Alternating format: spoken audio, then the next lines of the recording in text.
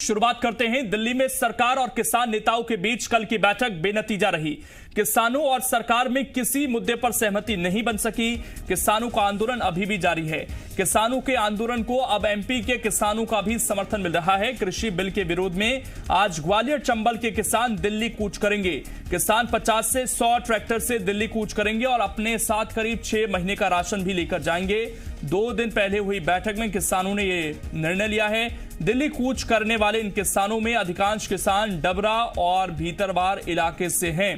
तो मध्य प्रदेश से भी अब किसान आंदोलनरत हो रहे हैं और वो भी दिल्ली में जाकर जो किसान पहले से आंदोलन कर रहे हैं उनका समर्थन करेंगे। और सबसे बड़ी बात है, जो ग्वालियर क्षेत्र है, ये नरेंद्र सिंह तोमर की यहां पर अच्छी पकड़ मानी जाती है। वो इस वक्त केंद्रीय कृषि मंत्री भी हैं। वो लगातार किसानों को समझाने की कोशिश भी कर रहे हैं। उनके साथ कल बैठक भी हुई, लेकिन उनके क्षेत्र से ही अब किसान जाएंगे आंदोलन करने के लिए। तो ये एक मध्य प्रदेश सरकार के लिए भी और केंद्रीय कृषि मंत्री के लिए भी असहज करने वाली स्थिति होगी। और इससे कहीं ना कहीं जो किसान पहले से वहां पर मौजूद हैं दिल्ली में, जो बॉर्डर पर बैठे हुए हैं, उनको और ज्यादा मजबूती मिल सकती है। हालांकि कल एक और दौर की वार्ता होनी है और बातचीत से क्या कल हल निकल पाएगा, ये देखने वाली बात होगी। इसके अलावा जो ग्वालियर से अब निकलने की तैयारी किसान कर रहे हैं, क्या ये पहुंच पाएंगे उन किसानों तक, ये भी देखने वाली बात होगी। क्योंकि हो सकता है मध्य प्रदेश सरकार या पुलिस प्रशासन इन्हें रोकने की कोशिश करे,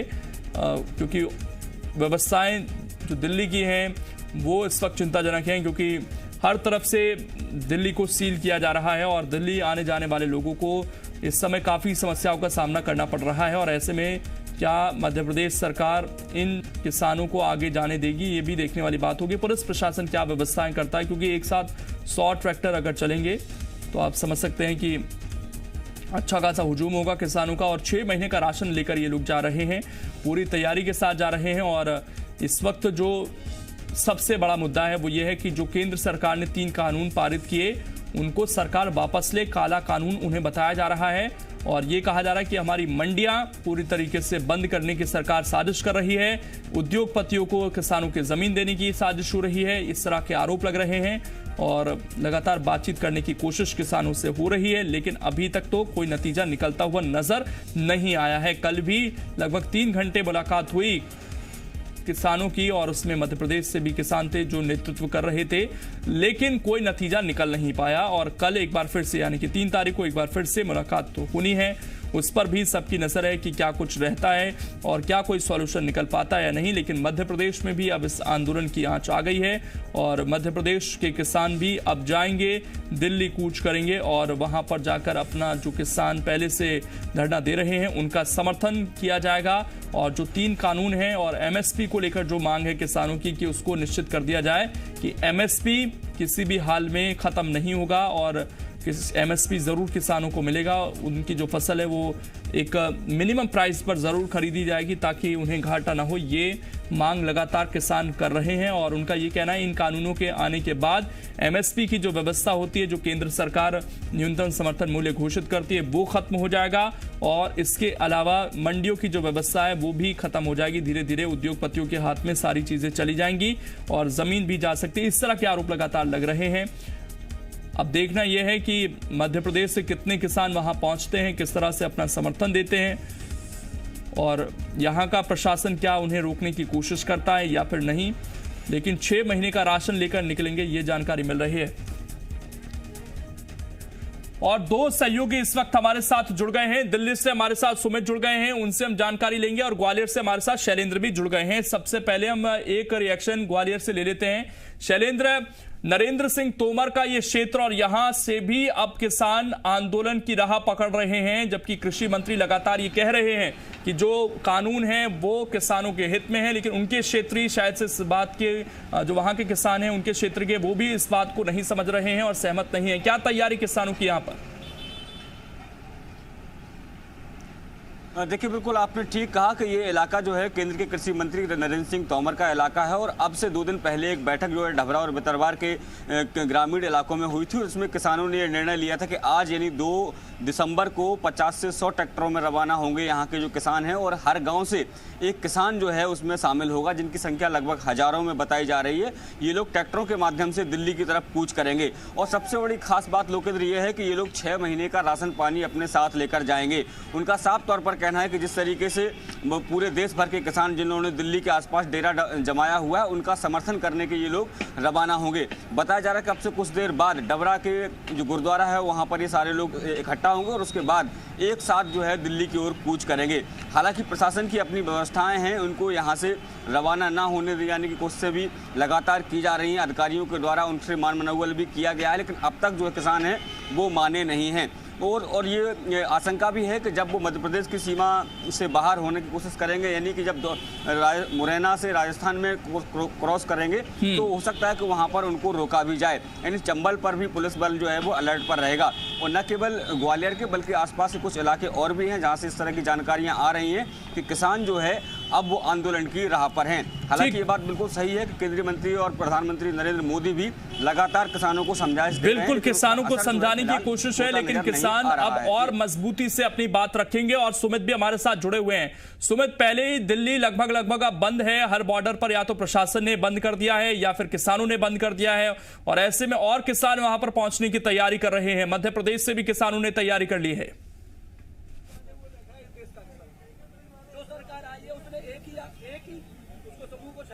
जी बिल्कुल, देखिए अब तक दिल्ली के कई बॉर्डर सील थे, लेकिन जो ताजा एक तरह से घटनाक्रम है वो ये है कि नोएडा दिल्ली बॉर्डर को भी अब सील कर दिया गया है। यहाँ आप देख सकते हैं ये जो रास्ता है वो दिल्ली की तरफ जाता है, यूपी गेट, नोएडा गेट ये कहा जाता है इलाका। और यहाँ से जो दिल्ली जाने का जो रास्ता है वो अब दिल्ली पुलिस ने बंद कर दिया है, क्योंकि जो भारतीय किसान यूनियन के जो सैकड़ों की संख्या में जो किसान हैं वो यहाँ जुटना शुरू हो गए थे, जिसके चलते एहतियातन दिल्ली पुलिस ने बैरिकेडिंग कर दिया है। किसान जो है मांग कर रहे थे कि उन्हें दिल्ली के जंतर मंतर या फिर रामलीला मैदान जाने दिया जाए, लेकिन दिल्ली पुलिस ने जाने की इजाजत नहीं दी है। कुछ अनोखे तरीके से भी यहाँ प्रोटेस्ट जो है वो हो रहा है। ये देखिए शंखनाद के जरिए यहाँ विरोध प्रदर्शन जो है वो किया जा रहा है और ये दिखाने की कोशिश की जा रही है कि जिस तरह से ये कानून है वो किसान के विरोधी ये कानून है। तो निश्चित तौर पर यहाँ विरोध प्रदर्शन जो है उसकी एक अनोखी तस्वीर जो है यहाँ देखने को मिल रही है। लेकिन बात की जाए पूरे दिल्ली की, तो दिल्ली का जो लगभग जो बॉर्डर, जो तमाम राज्यों से जो बॉर्डर लगता है वो लगभग अब सील हो गया है, क्योंकि ये जो इलाका है ये जो नोएडा से दिल्ली को और दिल्ली से नोएडा को जो जोड़ता है, जो कामकाज वाले लोग हैं वो इस रास्ते से रोजाना नोएडा और नोएडा से दिल्ली जाते हैं। जो घर से दफ्तर, जो दफ्तर से घर जो जाते हैं उनके लिए ये रास्ता बेहद अहम माना जाता है। ऐसे में आज सुबह से ही बैरिकेडिंग करके इसे सील कर दिया गया है। ऐसे में अब उन तमाम लोगों को नौकरी पेशा, उन तमाम लोगों की मुश्किलें बढ़ गई हैं जो नोएडा से दिल्ली और दिल्ली से नोएडा जाते हैं। तो साफ तौर पर किसान यूनियन का कहना है, जो भारतीय किसान यूनियन है उनका कहना है कि सरकार जो है इस कानून को रद्द करे, क्योंकि जो वार्ता रही है वो विफल रही है। और नाराजगी इस बात की भी है कि जो 32 प्रतिनिधिमंडल जो कल सरकार से मिला था उसमें कि भारतीय किसान यूनियन को सरकार ने न्योता नहीं दिया था, इस बात को लेकर भी नाराजगी है। तो कल जो 12 बजे मीटिंग होने वाली है, चौथे दौर की मीटिंग किसानों से होने वाली है, उसमें देखना बेहद अहम होगा कि आखिरकार बीच का रास्ता क्या कुछ निकलता है। लेकिन किसान काफी सख्त हो गए हैं, क्योंकि हरियाणा, पंजाब के किसान पहले से ही प्रोटेस्ट कर रहे हैं, लेकिन अब यूपी के जो किसान हैं वो बड़ी संख्या में यहां पहुंच रहे हैं। बताया जा रहा है कि मध्य प्रदेश के जो किसान हैं वो भी यहां पहुंचेंगे कुछ देर में, और यहां पूरी तरह से धरना प्रदर्शन जो है उनका जारी रहेगा। तो निश्चित तौर पर सरकार की जो मुश्किलें हैं वो काफी बढ़ गई हैं, क्योंकि किसान जो हैं उनका कहना है कि जब तक ये कानून रद्द नहीं होगा तब तक उनका आंदोलन भी जारी रहेगा। शुक्रिया सुमित आपका जुड़ने के लिए। पवन हमारे साथ लगातार जुड़े हुए हैं। पवन, कल राकेश टिकैत के जो तेवर थे थोड़े से नरम पड़े थे और उन्होंने कहा था कि आंदोलन तो जारी है, लेकिन अब सरकार ये तय करेगी कि हमारा आंदोलन कब खत्म होना है, और ये कहा जा रहा था कि जो मुलाकात है वो भी थोड़ी सकारात्मक रही। अभी क्या अपडेट आपके पास, किस तरह का माहौल? बिल्कुल बिल्कुल। देखिए, अगर बात करें तो कल 2 मुलाकातें हुई हैं। एक 32 लोगों का प्रतिनिधिमंडल, उन्होंने कृषि मंत्री से मुलाकात की थी। उसके बाद उत्तर प्रदेश, उत्तराखंड, हरियाणा और दिल्ली के किसान संगठनों ने मुलाकात की थी कृषि मंत्री से, जो शाम 7 बजे हुई थी। यानी दोनों डेलीगेशन ने मुलाकात की थी और उसके बाद सकारात्मक रवैया बताया जा रहा है सरकार का। और ये भी कहा गया है कि जो अपनी तरफ से जितनी भी खूबियां थी, खामियां थी, उन खामियों को लेकर एक लेटर भी सरकार को दिया गया है और उनसे मांग की गई है कि इन खामियों को जल्द से जल्द पूरा किया जाए। एक डेलीगेशन बनाने की भी बात की गई है, लेकिन जो एक्चुअल वार्ता है वो अब 3 तारीख को होगी। 3 तारीख को जो वार्ता है उसका साफ तौर पर ये मतलब है कि अब 2 दिन कम से कम किसान यहीं पर मौजूद रहेंगे जहां पर वो मौजूद हैं, चाहे वो नोएडा बॉर्डर हो, चाहे वो गाजीपुर बॉर्डर हो, चाहे वो सिंधु बॉर्डर हो या तिगड़ी बॉर्डर हो। सभी जगहों पर किसान जो है वो मौजूद रहेंगे। और सबसे बड़ी बात है कि किसान अपने साथ अच्छा खासा राशन लेके आए हैं। और अब जो सूचना निकलकर बाहर आ रही कि एमपी के किसानों ने भी यहाँ यूपी, उत्तराखंड, पंजाब के किसानों को समर्थन देने का जो दावा किया है, उससे कहीं ना कहीं किसान संगठनों को और बल मिलता दिखाई दे रहा है। सबसे बड़ी बात है कि जिस तरीके से दिल्ली के अभी फिलहाल मुख्य मार्ग धीरे धीरे बंद हो रहे हैं, अगर एमपी के किसान भी दिल्ली में या नोएडा में प्रवेश करते हैं तो कहीं ना कहीं सरकार की मुश्किलें और आम जनता की मुश्किलें लगातार बढ़ती नजर आएंगी। जी बिल्कुल, मुश्किलें बढ़ सकती हैं। हमारे साथ शैलेंद्र भी लगातार बने हुए हैं। शैलेंद्र, जो ग्वालियर से किसान निकलेंगे, जो कृषि कानून आए हैं उसको लेकर तो विरोध है ही, कुछ स्पेसिफिक मांग भी ये लोग लेकर जाएंगे क्या यहाँ से? देखिए, मैं लोकेंद्र आपको बता दूं कि जिस इलाके के किसान आज दिल्ली की ओर कूच करेंगे वो उसको ग्वालियर चंबल संभाग का धान का कटोरा कहा जाता है। यानी धान की पैदावार जो है वो बम्पर होती है। लेकिन पिछले दिनों हमने देखा कि जब धान की आवक शुरू हो गई थी, लेकिन केंद्र सरकार और राज्य सरकार के द्वारा धान की जो खरीदी केंद्र हैं वो शुरू नहीं किए जा सके थे। ऐसे में जो छोटे किसान हैं उनको औने पौने दामों में अपनी धान बेचनी पड़ी थी। मात्र 1400 से 1500 रुपये प्रति क्विंटल में उनको धान बेचनी पड़ी थी। हालांकि बाद में जब उसका MSP जो तय हुआ मध्य प्रदेश सरकार ने किया, तब जाकर वो 2100 और 2200 रुपए धान बिकी। लेकिन उसके पहले ही तमाम जो छोटे किसान थे वो अपनी धान जो है वो विक्रय कर चुके थे। तो यहाँ के किसानों की सबसे बड़ी मांग तो ये है कि मंडी का जो कानून है उसको मजबूत बनाया जाए और जो MSP की दरें हैं उसको बेहतर किया जाए, क्योंकि सबसे अधिक परेशानियों का जो सामना करना पड़ता है वो MSP की वजह से ही करना पड़ता है। तो जो MSP की दर है उसको लेकर जो कानून में जो कोई उल्लेख नहीं किया गया है। हालांकि प्रधानमंत्री नरेंद्र मोदी से लेकर केंद्रीय मंत्री ये कह चुके हैं कि MSP में कोई बदलाव नहीं होगा, MSP जो होता था वो होता रहेगा, मंडियों के साथ कोई छेड़छाड़ नहीं की जाएगी। लेकिन जो किसान हैं वो इस बात पर अड़े हैं कि आप अगर मौखिक इस बात को कह रहे हैं तो नए संशोधन जो आए हैं, जो नया बिल है, उसमें इस बात को लिखित तौर पर आखिर क्यों नहीं डाला गया है कि MSP जो है वो जारी रहेगी, मंडियों को नहीं छेड़ा जाएगा। इसके अलावा कॉन्ट्रैक्ट फार्मिंग जो है उसको लेकर भी कहीं ना कहीं यहाँ के किसानों की आपत्ति है और उसको लेकर ही वो जो दिल्ली के बॉर्डर्स पर जो किसान बैठे हैं उनका समर्थन करने के लिए दिल्ली की तरफ आज कूच करेंगे। बिल्कुल पवन, जिस तरीके से अब व्यवस्थाएं हम देख रहे हैं धीरे धीरे मुश्किल हो रही हैं और नोएडा दिल्ली का जो आगमन रहता है वो बहुत सारे लोगों का रहता है, दफ्तर बहुत सारे लोग आते जाते हैं, उन्हें अब जिस तरीके से परेशानी होनी शुरू हुई है और हमने कल देखा भी कि केंद्र सरकार जहां 3 तारीख को पहले बातचीत करने वाली थी उसको शिफ्ट किया गया, जल्दी बातचीत की गई। तो अब ऐसी संभावनाएं हैं कि ये बातचीत जल्द से जल्द हो और अगर बातचीत से नतीजा नहीं निकलता है तो उसके बाद प्रशासन की किस तरह की तैयारियां, क्योंकि प्रशासन बार बार ही कह रहा था आप बुराड़ी जाइए, वहां जाकर बातचीत होगी। अब आगे प्रशासन का किस तरीके का रुख रह सकता है? बिल्कुल, देखिए, अगर बात करें तो जिस तरीके से किसानों के आंदोलन का प्रेशर था सरकार पर, तो उस प्रेशर के चलते कहीं ना कहीं वार्ता जो 3 तारीख को होनी थी वो कल 1 तारीख को की गई, लेकिन वो वार्ता बहुत हद तक सफल नहीं हो पाई है। इसलिए सफल इसलिए नहीं माना जा सकता क्योंकि अगर वो वार्ता सफल होती तो कहीं ना कहीं आज किसान आंदोलन और धरने पर नहीं होते।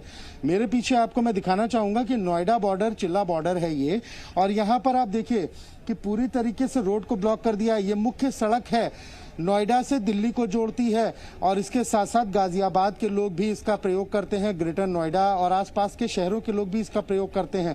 लेकिन मैं आपको सबसे बड़ी चीज बता दूं कि इस पूरे बॉर्डर को पूरी तरीके से बैरिकेड लगाकर बंद कर दिया गया है। सामने किसान धरने पर बैठे हैं, दोनों तरफ के पुलिस फोर्स मौजूद है, दिल्ली पुलिस के साथ पैरामिलिट्री जवान भी हैं और साथ ही साथ मैं आपको ये भी बता दूं कि यहाँ पर यूपी पुलिस के अधिकारी और पुलिस के कर्मचारी, पुलिस के लोग यहाँ पर मौजूद हैं। किसानों का धरना लगातार यहाँ जारी है। सबसे बड़ी बात है कि ये सड़क बंद होने से कहीं ना कहीं जो दिल्ली में प्रवेश करते थे वाहन हजारों की संख्या में सुबह के वक्त, क्योंकि ऑफिस टाइम हुआ करता था, यहाँ पर लंबी कतारें होती थी, उनको कहीं ना कहीं बहुत दिक्कतों का सामना करना पड़ रहा है। वैकल्पिक रास्ता जरूर खोला गया है, चाहे वो डीएनडी के रास्ते की बात करें, चाहे वो किसी और तरीके के रास्ते की बात करें, लेकिन वैकल्पिक रास्तों को के प्रयोग पे इतना ज्यादा भार पड़ना शुरू हो गया है कि उन रास्तों पर भी जाम की स्थिति बनी हुई है। यानी दिल्ली की जनता हो या नोएडा की जनता हो या आसपास के इलाकों की जनता, परेशानी कहीं ना कहीं सभी के लिए बढ़ गई है।